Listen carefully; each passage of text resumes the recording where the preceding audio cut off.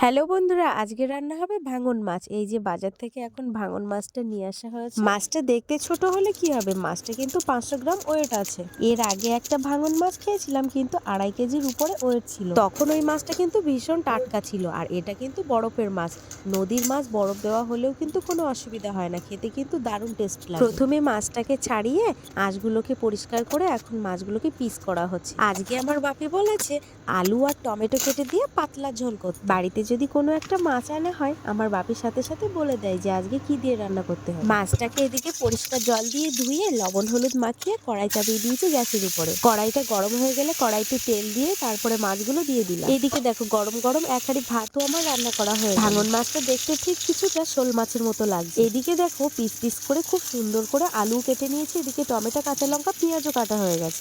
মাছগুলো ভাজা হয়ে গেলে মাছগুলো আস্তে আস্তে তুলে নিয়েছি। তারপরে দেখো যে তেলগুলো ছিল কড়াইয়ের মধ্যে, সেই তেলের মধ্যে কিন্তু সেই আলু দিয়ে দিলাম। সামান্য পরিমাণে লবণ দিয়ে সেই কড়াইতে আলুগুলো খুব ভালো করে ভেজে তেলের মধ্যে দিয়ে দিলাম টমেটো কুচি, পেঁয়াজ কুচি, কাঁচা লঙ্কা, রসুন থেতো সবকিছু। ওদিকে পেঁয়াজ কুচিগুলো হতে থাক, তারপরে চলে আসলাম ধনেপাতা তুলতে। আর হ্যাঁ, ধনেপাতার তরকারি কিন্তু অনেকে পছন্দ করে না, কিন্তু আমার কিন্তু ভীষণ ভালো লাগে। তারপরে এদিকে দিয়ে দিলাম জিরে বাটা। হ্যাঁ, মরিচ যেহেতু ছিল না, সেই কারণে মরিচের গুঁড়োটাও দিয়ে দিয়েছি, সেটা আর তোমাদের হয়তো দেখানো হয়। সামান্য পরিমাণে জল দিয়ে মশলাটাকে খুব ভালোভাবে কষাই করে নিচ্ছি।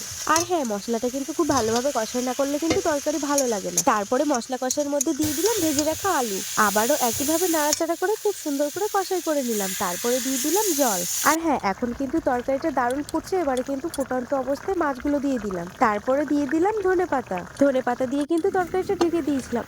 কি দারুণ একটা সেন্ট বেরোচ্ছে। তারপরে খুন্তি দিয়ে একটু নাড়াচাড়া করে নিলাম। আলুটা ওইদিকে সিদ্ধ হয়ে গেছে। আর তারপরে দিয়ে দিলাম গরম মশলা। গরম মশলা দেওয়ার পরে কিন্তু আমার তরকারিটা একদম ফাইনালি রেডি। তোমরাই বলো কেমন হয়েছে।